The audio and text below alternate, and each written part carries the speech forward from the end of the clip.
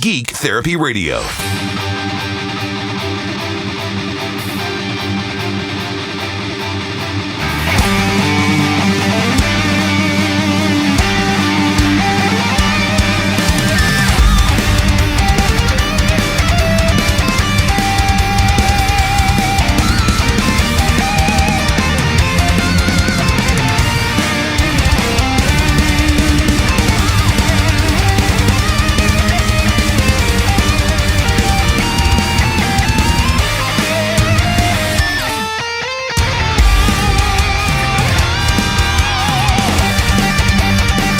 Welcome to the Geek Therapy Radio podcast. I'm your mental curator, Johnny Hemberger, back on the mic after a few days of hiatus. I hope my American listeners have enjoyed their 4th of July safely and ate plenty of good food and made do with what you could make in your backyard as far as waterworks are concerned. I know a lot of the country was not allowed. Beaches were closed. A popular hangout for Americans if you live anywhere near the coast, and even sometimes more inland as you make your way to the beach. But a lot of beaches were closed. I know Galveston was closed here in Texas. I would imagine more beaches were as well. So my wife and I didn't go to Galveston, didn't make our way to a beach. I just set up our sprinkler in the backyard. I know. I just set up the sprinkler in the backyard and a couple of lawn chairs, and we just relaxed and had some drinks. My wife, of course, a virgin daiquiri, which was very delicious. But we enjoyed our 4th of July that way, met some wonderful neighbors, went on a little walk, socially distanced walk, and it was a wonderful 4th, and I hope my other American listeners had a good 4th as well. Canadians, I hope you guys had a wonderful celebration of your country's independence a few days before the 4th of July here in the United States and elsewhere in the world. I just hope you had a great, fun, and safe weekend, and maybe you indulged your geek thing, maybe you picked up a hobby, or you put some time into it, some me time, some you time into doing something that you love to do, that does your soul and your mind and your body and spirit good. One of the things I was tinkering with over the weekend, and I tinker with a lot of things, just ask my wife, was my Raspberry Pi, specifically the Raspberry Pi 4. I've been tinkering around with Berry Boot. So you can dual boot or triple boot or quadruple boot or however many operating systems you want to install using Berry Boot. So you can have Debian and Ubuntu and any flavor of Linux you want, really. All sorts of other operating systems, RetroPie, Luca, I forget what it is for your retro gaming emulation, but I've been tinkering around with a lot of that. And I realized something that evaded me because I haven't tinkered with the Pi too much up until recently. I go through these spurts. I mean, we talked about that recently in a podcast, as I go through these phases of what I'm geeking out about. And I probably went through several months of doldrum between geeking out about the Raspberry Pi or tinkering with the Raspberry Pi. So we had talked about one of the holy grails of the Raspberry Pi 4 is native boot from USB 3.0, meaning that you can boot your operating system from a solid-state drive hooked up to that super fast USB 3.0 protocol without needing to hand off from SD cards or anything like that. That means you can just plug in your solid-state drive to the USB 3.0 port with your operating system or systems on it and just go from there. And I'd gotten that up and running with Raspberry Pi OS. That's fairly easy to do. Minimal rigmarole. But I forgot that you can... Booting from USB 3.0 isn't... I know I mentioned that it isn't relatively new. It's been around, since probably a few months, a few weeks, probably after the Pi 4 was released. But it was, to my knowledge, it was semi-difficult to do. Except that for those of you who are familiar with the Raspberry Pi, especially the Raspberry Pi 4, you know that before this new boot sequence, boot protocol has been enabled to boot from USB 3.0, you were able to boot from USB 3.0 in a roundabout way using Berry Boot for quite a while. Basically, all that means is a little crash course if you're thinking about getting into Raspberry Pi 4, at least. I can only speak to that for right now. is you have your solid state drive hooked up to one of the USB 3.0 ports, and then you have another flash drive hooked up to another USB port. Doesn't have to be 3.0 necessarily, but this second flash drive, USB flash drive, has all the images for the operating systems that you want to install. And on the micro SD card, you have the actual Berry Boot software. So you boot into Berry Boot, you install one of the operating systems that's comes with Berry Boot, you restart, and then you can edit the boot when you restart it. So you can basically choose, you hold the left mouse button over the install OSs, and then you can choose install OSs from USB drive. And you can also choose where those operating systems install to. So you just choose that those operating systems install to the solid state drive, and away you go. The only thing that you have to remember with this, what this relies on, is that you have to keep the Berry Boot micro SD card in the micro SD slot, which to me isn't a really big deal. But basically, Berry Boot will boot from the micro SD card and then hand off, say, okay, look for the operating system here where it's installed. And if you've installed it on the solid state drive over USB 3.0, you're good to go. And it's really, really simple, and it's really, really rewarding.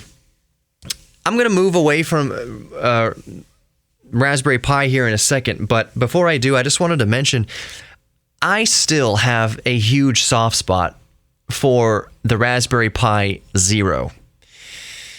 It's still my favorite Raspberry Pi. It is the least powerful Raspberry Pi. Actually, I take it back. Is the Raspberry Pi, the first Raspberry Pi, the Raspberry Pi 1, is that least powerful than the Zero? I don't know off the top of my head. But as of right now, the Raspberry Pi Zero, it's definitely the smallest. There we go. It's definitely the smallest and most elegant Raspberry Pi. It's a single core.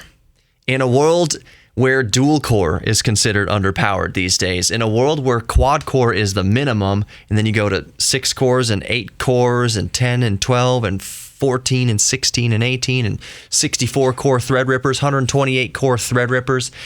The Raspberry Pi Zero is beautiful in its simplicity. It's a single core, and it's really fun to see how you can push the Raspberry Pi Zero.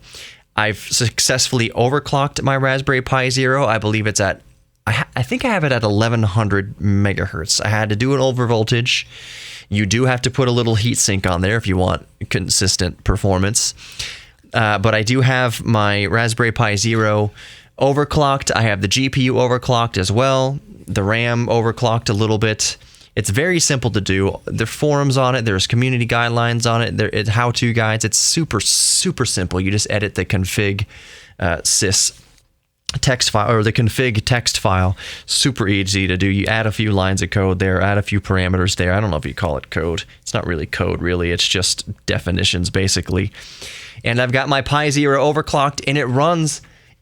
It's real improvement. When you have a single core computer like a Raspberry Pi Zero, overclocking is a marked and measurable improvement. Super Nintendo games on stock settings, on stock clock on a Raspberry Pi Zero, a lot of them work just great. Some of them chug a little bit, but once you do that overclock, which is fairly significant for Raspberry Pi Zero, I believe it's out of the box, it's 600 or 700 megahertz. Overclock it to a gigahertz, overclock the RAM, overclock the GPU, and now all of a sudden, I wouldn't say you're playing Yoshi's Island at full 60 frames per second, but you are playing Donkey Kong with super smooth. There are some visual glitches. I was using Laka for my most recent tinkerings. There are some graphical glitches a little bit here and there in Donkey Kong Country, but otherwise I'm running it at full speed on a Raspberry Pi Zero. It's a wonderful thing. I haven't tested every single system out there. I haven't tested N64. There are some reports that some N64 games run smoothly on a Raspberry Pi Zero, especially if it's overclocked. I can't verify that because I don't really mess around with N64 emulation on my Raspberry Pi Zero. To me, it's just my Pi Zero is dedicated for 8-bit consoles, so Game Gear, NES, of course, Atari console, Atari 2600, and kind of that era. Game Boy games. It struggles with some Game Boy Advanced games, not all of them, but some. But I keep my emulation expectations in check, based in reality with the Raspberry Pi Zero. But that said, it is so fun to see what the Raspberry Pi Zero can do. I have a couple of Raspberry Pi Zeros. One of them I haven't even opened yet. I just bought it at Micro Center a year or two ago because they were so cheap. For a time at Micro Center, they were $5 a piece. I mean, it's less than a hamburger. It's about half the cost of a value meal. Value meals cost $9 or $10, and at the time, sometimes I can only speak for Micro Center. They go through these specials where it's one per customer, but $5 for a Raspberry Pi Zero. It's so cheap and it's so easy to set up, and I would say that using a desktop operating system, so using Raspberry Pi OS on there, is a bit of a chore, of a chug. It can absolutely be done. You are definitely not going to be watching any YouTube or any online videos using a Raspberry Pi Zero, but as a basic functionality computer for word processing, work on Excel documents, and for learning programming and maybe playing a version of Minecraft real quick, some little games real quick, Raspberry Pi Zero is wonderful at using Raspberry Pi OS. I keep wanting to call it Raspbian or Debian. It's not really. It's Raspberry Pi OS officially. And I have mine dual booting, so I can dual boot to Raspberry Pi OS or I can dual boot to Laka. And it's just a wonderful little device. I can't say enough about the Raspberry Pi Zero. It's just so fun to tinker with because, again, like I mentioned in the last podcast or a previous podcast recently, if you bust it all up, if you hear a little sizzle and you get the smoke and you smell the burning plastic and burning connections and burning chips, you're out $5 to $10. $5 if it's on sale, $10 maximum price if you buy a Raspberry Pi Zero at full price. Raspberry Pi Zeros with the headers, yes, I know they're a little more expensive. And by the way, I am talking about the Raspberry Pi Zero W, the W standing for wireless. That's $5 to $10. I think the one with the GPIO pins soldered on is $17, $15, which is weird that the GPIO pins would cost as much as the board itself. But we'll see. When I talk to Eben Upton, and I will link a link to that conversation I had with Eben Upton, founder and CEO of Raspberry Pi Foundation. I'll link that in the podcast description because I didn't do that last time, and I should have done that last time. He has the soft spot for the Raspberry Pi Zero as well. I believe in that conversation, if my memory serves, and we can go back and listen to it, that he said he has the biggest soft spot for the Raspberry Pi Zero as well. And one of the main areas of the conversation I spent with him when we talked a year ago or wherever it was is, please tell me anything you can about a Pi Zero 2, about the next generation Raspberry Pi Zero. And of course, it's the same situation right now. He says there's no active development at the time. No active development with a Raspberry Pi Zero 2 for a number of reasons. Mainly, he said it's the chip layout and chip design. It's all about cost effective. The entire thing about the Raspberry Pi Zero is keeping the cost as low as possible. One of the things you'll notice about the Pi Zero is that all of the chips are printed on one side of the board. That cuts production in half, apparently. Also, there are issues with RAM modules and SoCs, and they're stacked on top of each other. The SoC and the RAM module and the Pi Zero is stacked on top of each other, so there's only so much you can do there. There's just all these hurdles.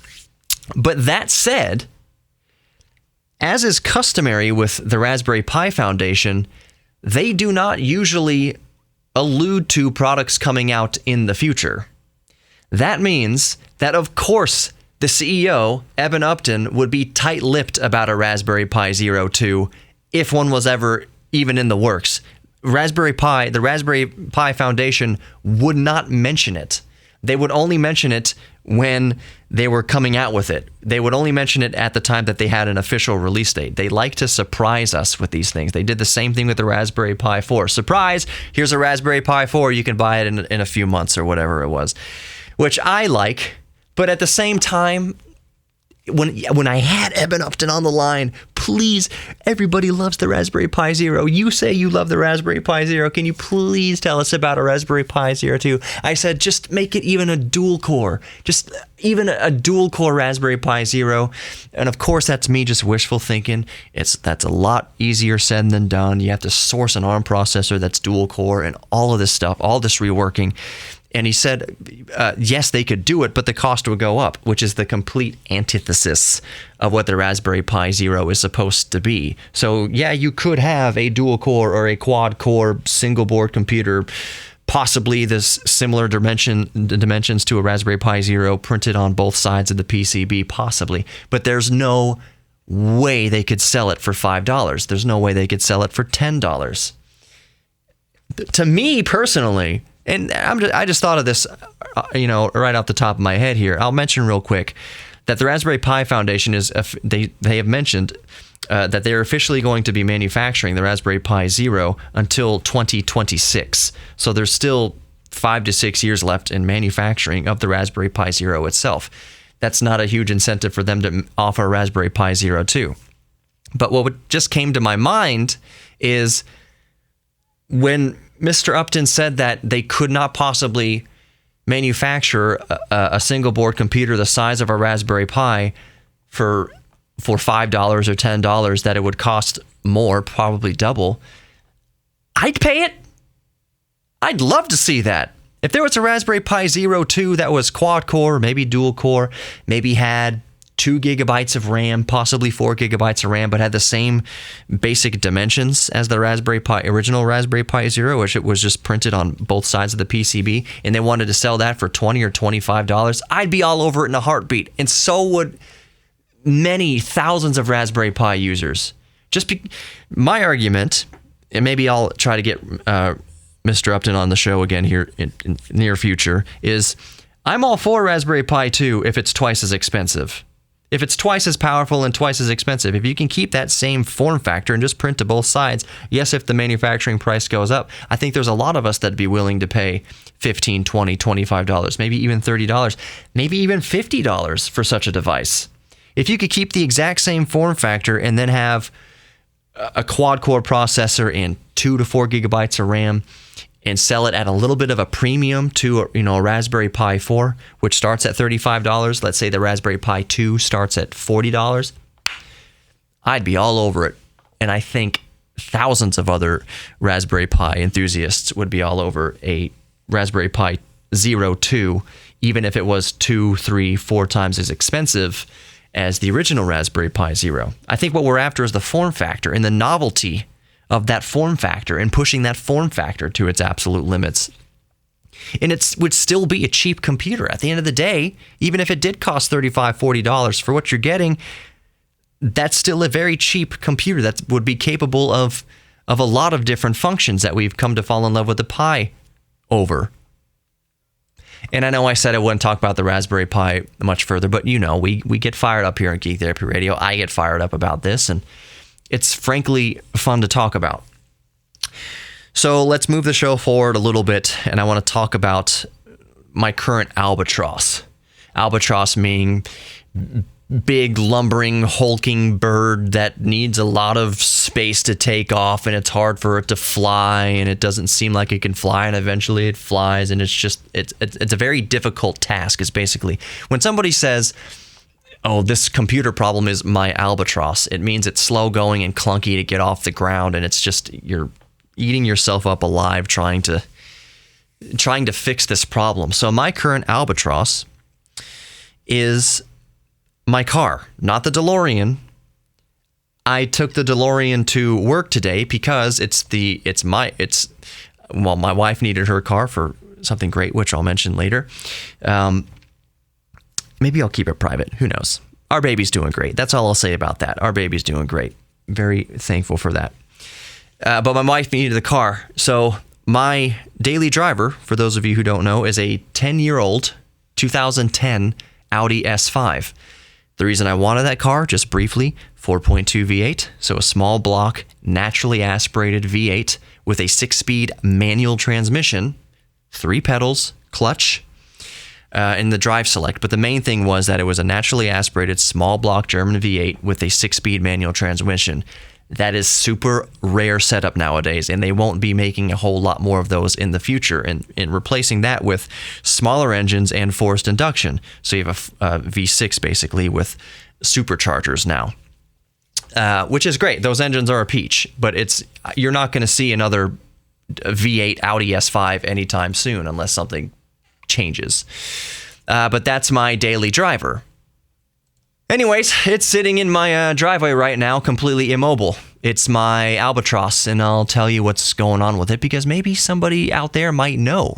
Another Audi or Volkswagen owner might be able to steer me in the right direction here, but I'll tell you my thought process. I'll tell you the problem, and I'll tell you my thought process. So let's get into that. Okay, so this Audi, and it's going to sound like a lot of other Audis, has this electrical problem, this gremlin, that this gremlin has reared its head maybe 2 or 3 times I've owned it since 2013.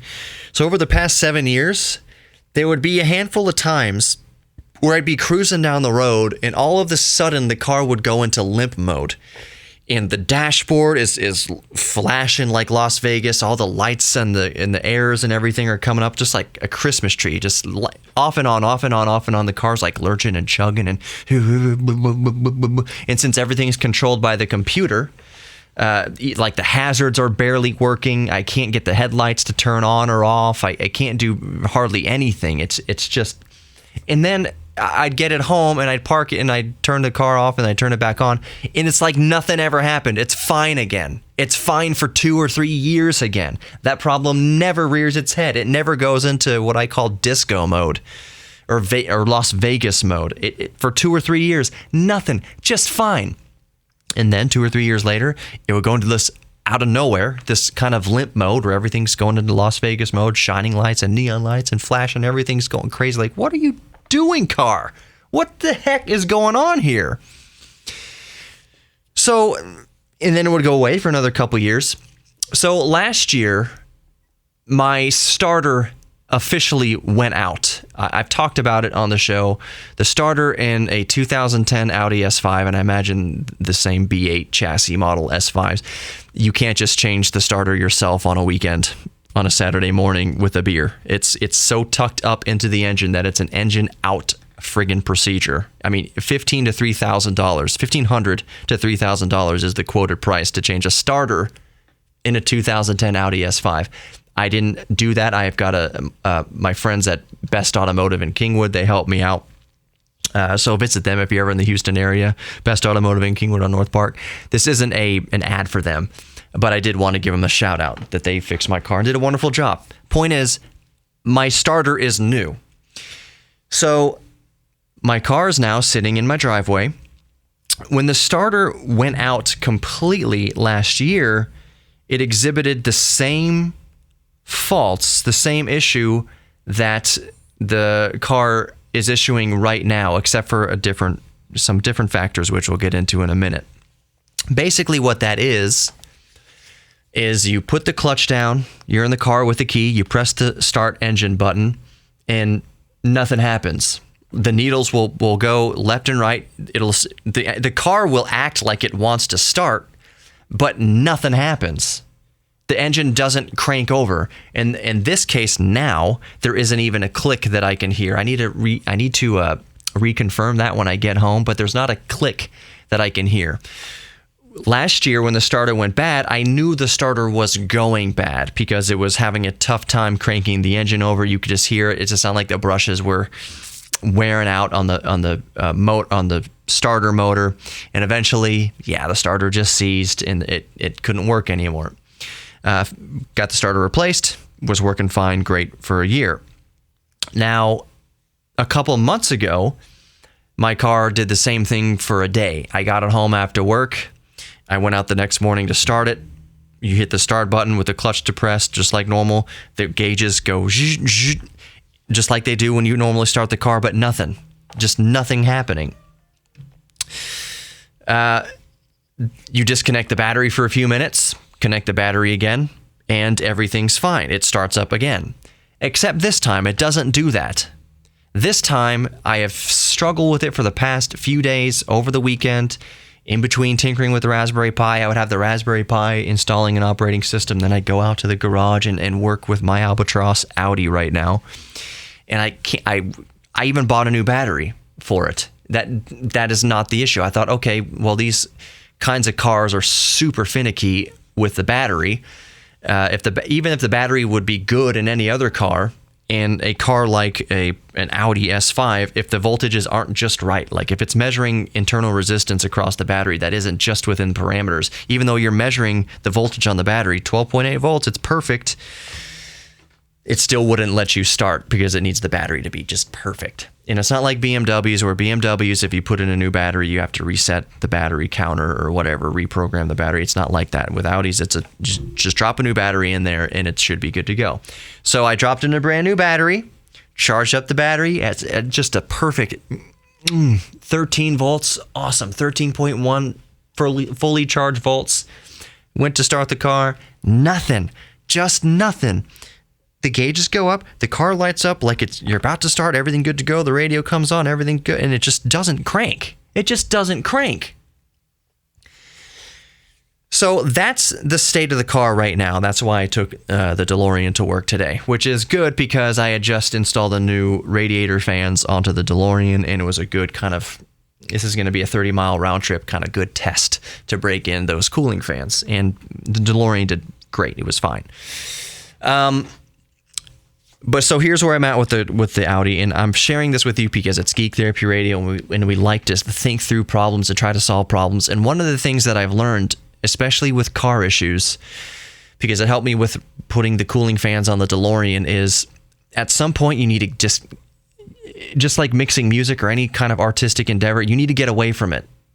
You just need to get away from it for a few hours, a few minutes, or a few hours. Get away from it. And just think about it from a distance. Part of that thinking involves Google. But you need to get away from it because we can get too close to projects. Again, just like an artistic project, sometimes you get too close to it. You don't notice when you're making mistakes and you're not really thinking clearly. That's why in the music world, it's usually different engineers that mix it. The mixing engineer hands the final mix over to a mastering engineer because it's a set of fresh ears. The mixing engineer has been mixing it for days, weeks, months, and he's too close to it. He might not hear things. His ears get fatigued. You just need a fresh set of ears to master it, and that's with the mastering engineer. So it's kind of the same way with diagnosing any problem, except the fresh set of ears is just kind of keeping your mind fresh. Think about something different for a few minutes, a few hours, and then come back to the problem you're trying to troubleshoot and fix. So that's what I've done here at work today, is I've gotten away from my car and I'm able just to think about it and just think about it like logically. Think about it every step of the way. What could be causing this problem? Are the symptoms interrelated? Just think about it step by step logically. Take emotion out of it, because when you're under the hood there's a lot of emotion. There's a lot of F-bombs flying around. There's cussing and sweating and discomfort, and your feet hurt and your back hurts and you're too close and you're not thinking straight. Get away from it. So as I'm at work here thinking about it logically, step by step, this is what sort of dawned on me. First, and this is what I'm going to go check on when I get home, and I'll report next time I do a podcast what my findings were. First, I'm thinking that the root cause could be, I'm hoping it is because it's the cheapest route, it's the cheapest cause, would be that the starter relay has malfunctioned or is burned out or is burned. And the reason I think that is, though I can't usually, sometimes with a relay you can see that it's burned out. If it's a catastrophic burnout, you'll see that the case, the outer shell of the relay is actually burnt.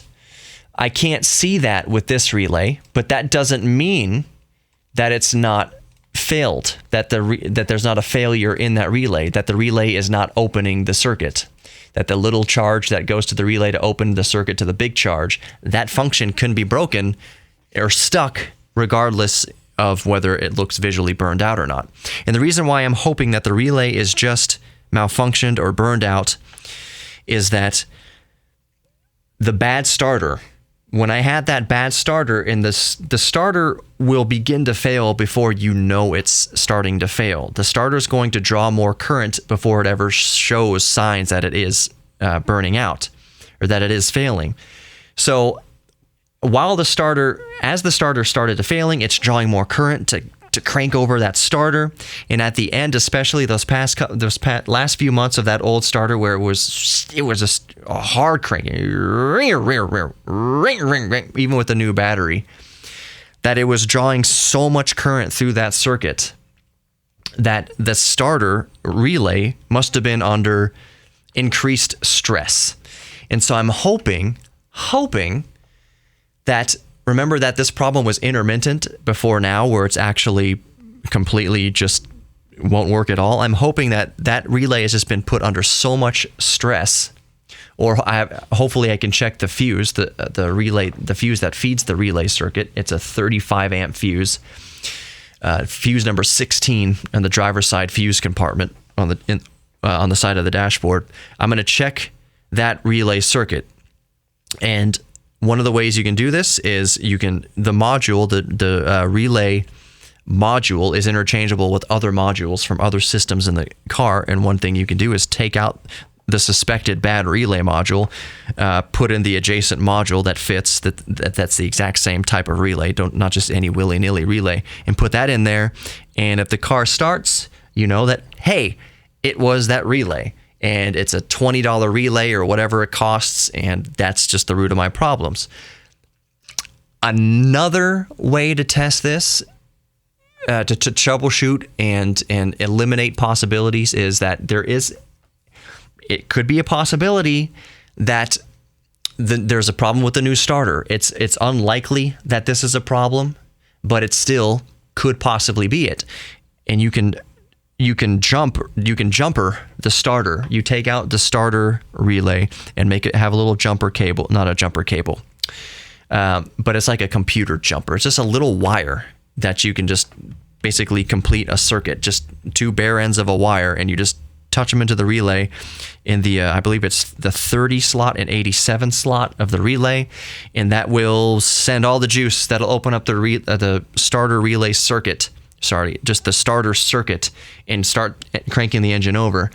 Now, the engine shouldn't start if there's no key in the car, because it won't be, obviously the fuel pump isn't going to be on, and no other systems are going to be on. But you can at least jumper that relay, the starter relay connection, and isolate that, okay, it's not the relay. It's not the starter itself. The starter itself is cranking over fine, which would tell me that it's a problem somewhere else in that starter circuit, all the way back up to the actual ignition. It's possible the ignition switch isn't opening up a current to trigger that starter relay, to trigger the starter to crank. It's possible that that's an issue. It's possible that the ignition is an issue. It's possible the ignition relay is an issue. That circuit. Now, if you remember me talking earlier in the podcast, I mentioned that this problem is followed by a cascading faults, meaning that the engine doesn't crank over, and then as soon as the engine doesn't crank over, it's just a cascading a series of errors. ESP, the electronic slipping protection, basically traction control error, parking brake error. What is it? Other anti-slip error, tire pressure monitoring system error, all of that. Basically, it's the entire Quattro system, Audi Quattro, the Audi all-wheel drive, that whole system, it malfunctions after the car doesn't start, leading people to chase this rabbit trail of, okay, maybe it's the ESP fuse, maybe it's the parking brake fuse. Maybe it's whatever. It's electronic parking brake, by the way, for any of those who thought it didn't make sense. But it all seemed to be related to the all-wheel drive, to the anti-slip, to the traction control system. I've checked all those fuses, but it dawned on me, this is where taking yourself away from the problem and just thinking about it, trying to think about it clearly and logically step by step. It would make sense that I get the cascading failures after the no start condition, because if the alternator isn't cranking over, providing that amperage to those systems, of course all those systems are going to fail. That the Quattro system, the all-wheel drive traction control system, isn't just running off the 12-volt battery alone, that it's running off the increased amperage output of the alternator itself. And if that alternator isn't spinning, then of course all of those subsequent systems that rely on that high amperage output that the battery can't put out over time by itself, of course all those systems would fail. So maybe it's not that it's the traction control system causing the no start issue, it's that the no start issue is causing the traction control. So I'm thinking in my head now that I can mostly ignore all the subsequent faults that happen after the no start.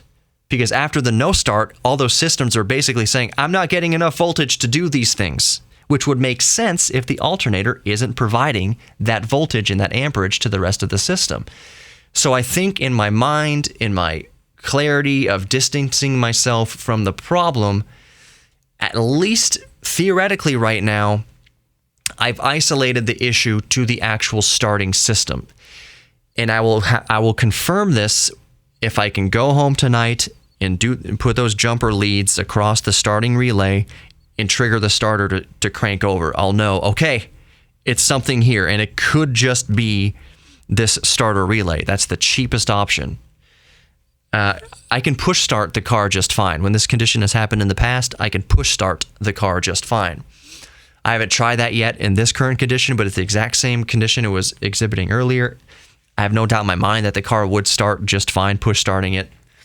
And so previously, a year ago, when this would happen, when the starter would go out, when the starter went out, I would get those same traction control cascading warnings and failures when the starter wouldn't crank over. But I could push the car down a hill and pop the clutch and start the car just fine, and everything's no errors, no nothing. Traction control's just fine because the engine's turning over now and the alternator's going. So I just thought of that on the air, so to speak, right now, that when you get the car going, you don't get any of that traction control error nonsense. It just confirms my theory that the traction control isn't causing the issue. It's not part of the issue at all. That the issue stems from the fact that the engine just isn't cranking over. And one of the reasons I mentioned that is when you Google search this problem, and it's a very common problem with not just Audi S5s, with a bunch of Audis from the late 90s and onward, it's a common issue. And you just fall down these rabbit trails. Oh, I changed my mass airflow sensor, and that fixed the problem. Oh, I changed the tire pressure monitoring sensor in my left passenger tire, and that cleared that freed the system. Oh, all I did was disconnect the battery and reconnected it, and that solved the problem. There's so many different things that it's hard to nail down. But I still think it has to do with the actual starting system. Some people say it's your ECU, that the actual computer is at fault. Well, if the computer was at fault, if the computer was malfunctioning, then push starting the car wouldn't work. That if the computer was just dead, that push starting the car, it wouldn't matter because the computer is not sending the correct signals to the traction control. It's not sending the correct signals to your air conditioning system. It's not sending the correct signals to your exhaust system and your oxygen sensors and everything, and your firing order and all that stuff that the computer controls, and the timing, all that stuff that the computer controls. If the computer was dead, the computer would just be dead. And by the sheer fact that I can push start this car and get it running, it runs like it's perfect, like nothing is the problem. It all in my logical, I'm trying to be logical right now, my logical thinking points to it's with the starting circuit. You just replaced the starter, which is good. You just replaced the battery, which is good. It's been 4 or 5 years since you replaced the battery. In Texas, that's twice as long as you can get away with a battery down here in this climate. So I'm just narrowing it down by process of mental elimination and logic that it's probably just that starting circuit. It could be the steering wheel lock, immobilizing things, possibly. Maybe there's a problem with the steering wheel lock relay or circuit or fuse or whatever locks the steering wheel. Could be something there. Could be. But I think that by getting away from the problem, getting away from the issue, I've been able to deduce that it all comes down to the fact that the engine isn't turning over, that when the engine is running, everything is fine. No fault codes, nothing. It runs like an absolute champ. Think I've isolated it down to a starting issue in the starting circuit. I hate electrical gremlins, especially in cars, especially in modern cars. In the DeLorean, it is stupid simple compared to a modern Audi to diagnose electrical gremlins. I can follow this color-coded wire all the way through. Like, it's built by Irishmen in the early 80s. There's nothing to this. And that's not a slight on Irishmen at all. It's just commenting on the state of manufacturing vehicles in the early 1980s. There's nothing special to it. That's all I'm saying. The DeLorean, there's nothing special to pop, squeeze, suck, bang, or whatever of the combustion engine, making it run. You slap an alternator on there, put an engine in there, have a battery in there, put spark plugs in there. There's nothing to it. It's such a simple system. Technically, there is a computer-ish thing that regulates a lot of different things like the idle speed and whatever.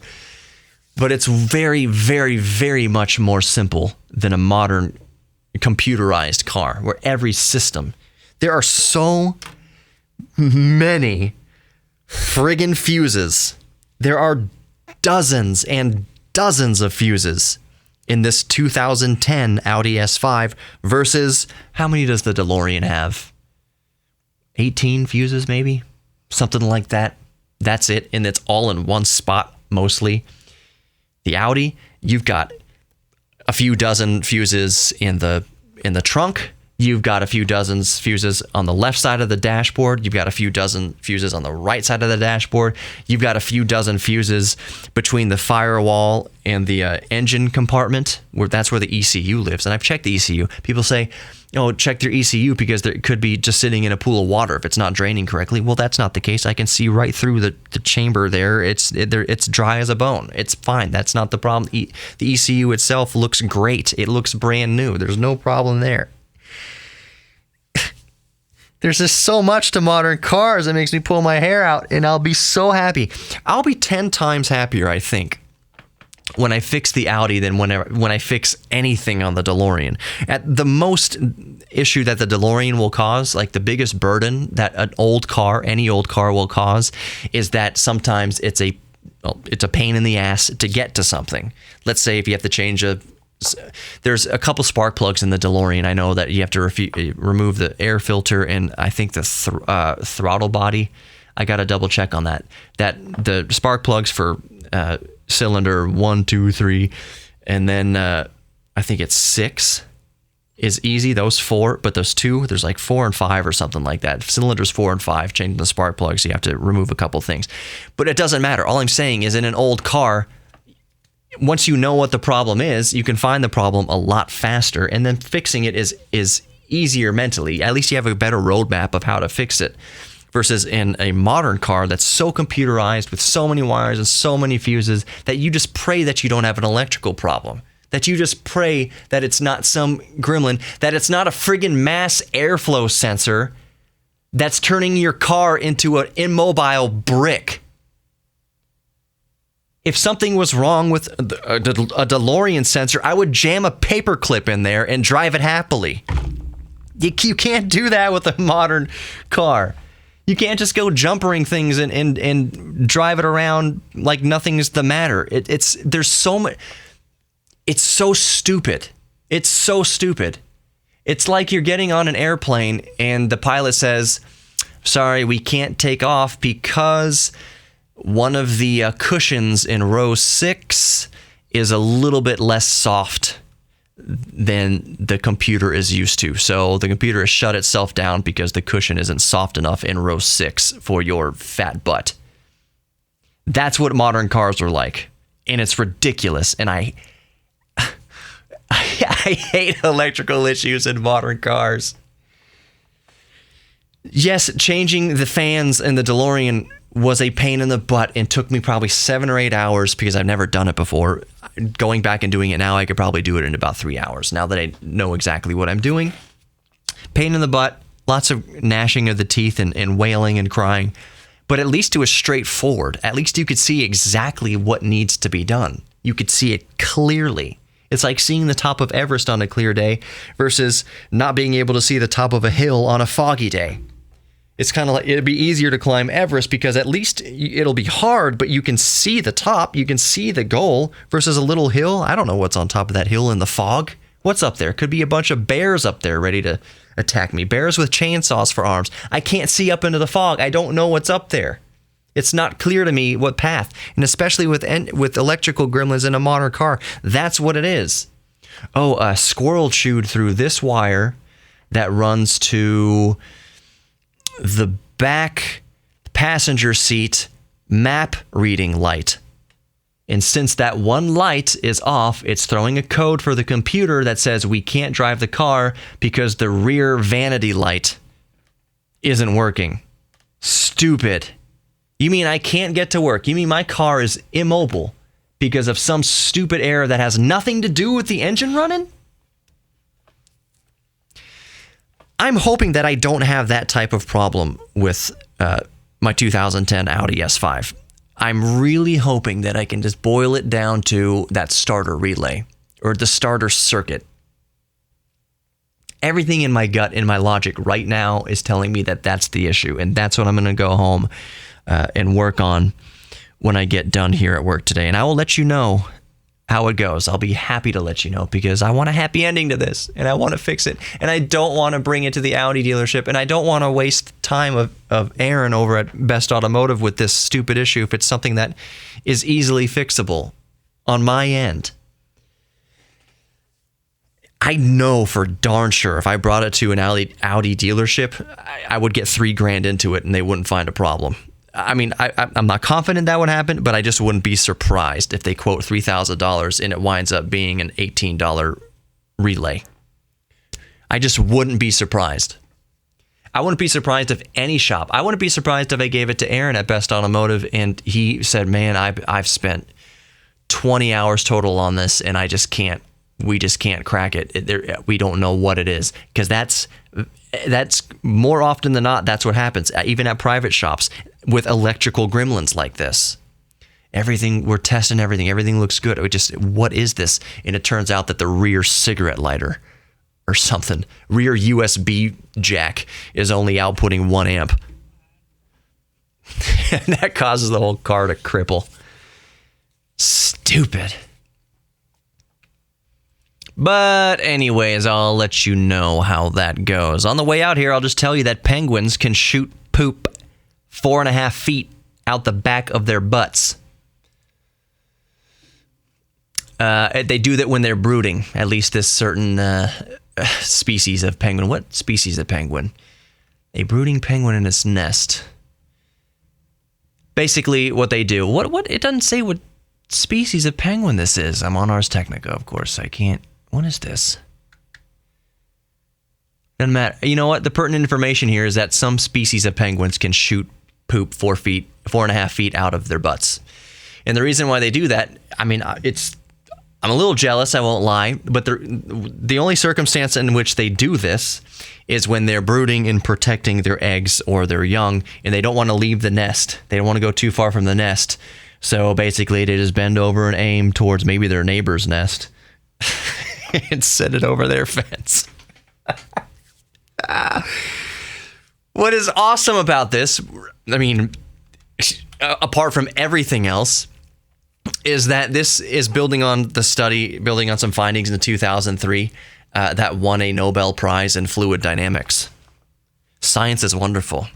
I would be curious. Imagine like polar explorers who go into cold climates and seeing this penguin, like, oh wow, we don't even know what to call this thing. Holy crap, what is it doing? That must have been 1.5 meters.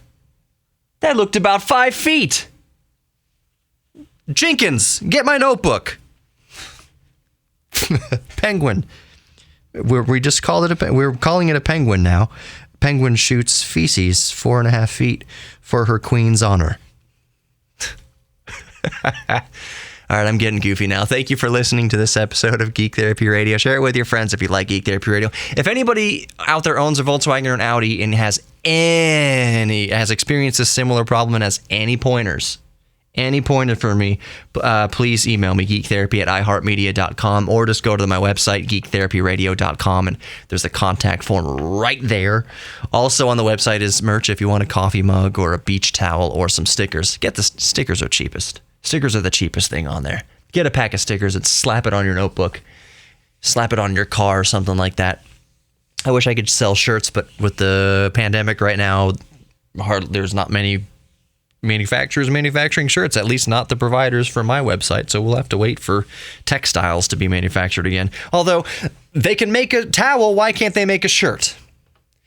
These questions and more will not be answered anytime soon. I don't know. I don't have any. Maybe it's sourced from a different company. No clue. All I'm saying is there's some merch at geektherapyradio.com. If you know what's going on with my car, let me know through there. Also on Twitter, Geek Therapy Radio on Twitter, Facebook, Instagram, YouTube, all that good stuff. I'll remind you, of course, as I do every podcast, every show, that you are worthy of love, giving and receiving love, so that you're worthy of telling somebody, I love you, and you're worthy of actually loving somebody else. And you're also worthy when they say, I love you back. I love you, dude. I love you, girl. That you can accept that. And one of the hardest things to do is accept love from ourselves. So you are worthy of your own self-confidence and your own love. And I know that that's really hard to do sometimes. Often that's the hardest thing to do, is to love ourselves and see value in ourselves. But I think that we're all geeks about something. And by embracing that inner geek, we learn self-confidence. We learn that we are good at something. We learn that we are capable of handling failure. I know a lot of us have this problem. We often don't want to attempt anything because we're afraid of failing. Well, of course you're going to fail. Sucking at something is the first step to being good at something. But it's hard. There's this inner, I don't know what it is in our minds that fears the failure. I'll give an example. A lot of us, I just saw Hamilton. So a lot of us might feel an inkling, I would like to do a play, feel a draw to the theater and want to do a play. But we have this internal fear of failure. What if I forget my lines? What if I freeze? What if I mess it up? What if I get in the way of one of the dancers? What if?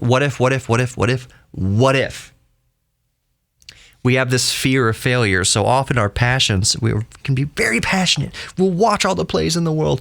We'll read all the plays in the world. We think to ourselves, I would really like to get out there and do that, but I'm so afraid of messing up and failing at it. Every single person who has ever taken the stage in this example has failed and forgot their lines. It happens. One of my biggest fears when I got into radio, when I was training in radio, and I would say it took me 1.5 years to get over this, was what if I fail? What if the radio goes off the air? What if I make a mistake? There's thousands of people listening and they'll all know it's me. I'll tell you this right now, that fear of failure goes away quickly.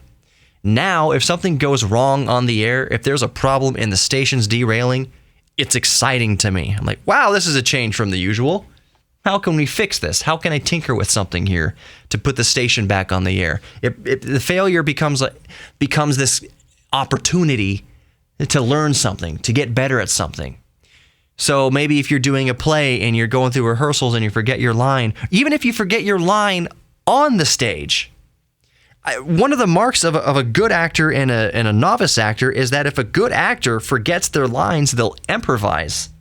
And the other actors around them can improvise and they'll get back on their feet. They can do something where they go over into the wing just for a second and the stage manager will remind them of their lines real quick, whatever, and they get the show back on track before anyone even notices. Improvising. How are you going to know? How are you going to get good at improvising if you never fail? I improvise. What is this?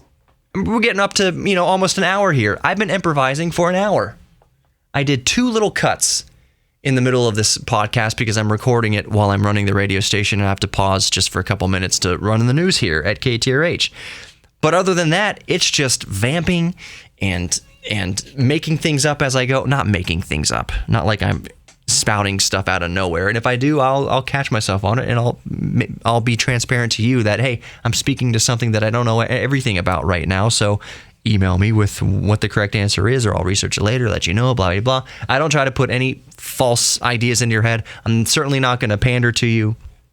But it's basically an hour, in this case of this show, of just talking. Having a subject, having a couple subjects, Raspberry Pi, and my car problems, and penguins shooting poop 4.5 feet out their butts. I knew I wanted to cover those 3 critical bases. I will call penguins pooping 4.5 feet out of their butt home plate. That's where I all wanted to wind up getting to. And over the course of an hour, you just string things together, you improvise, you go from there.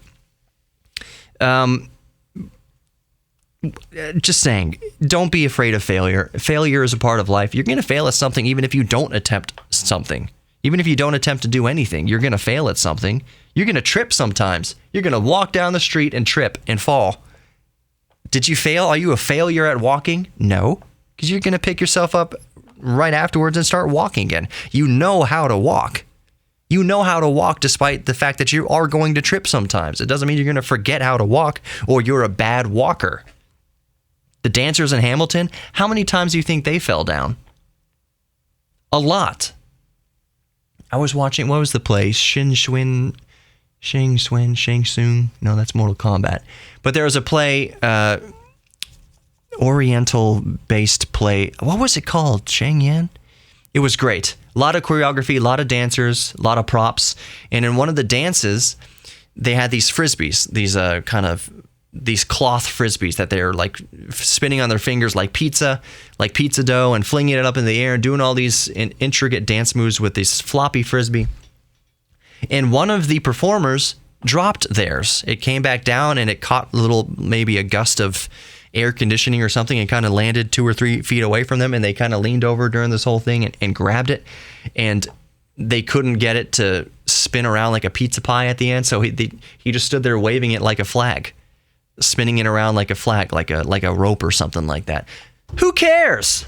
I had so much. That was awesome. That was good. They did what they had to do. And they probably went backstage after the number was over and said, my friggin' frisbee, whatever it is, fell away from me.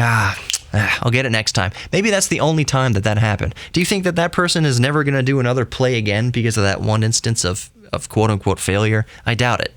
It's in their blood. It's in their bones. That's not the first time they failed at something. That's not the last time they failed at something. And everybody watching knows that that's a good performer.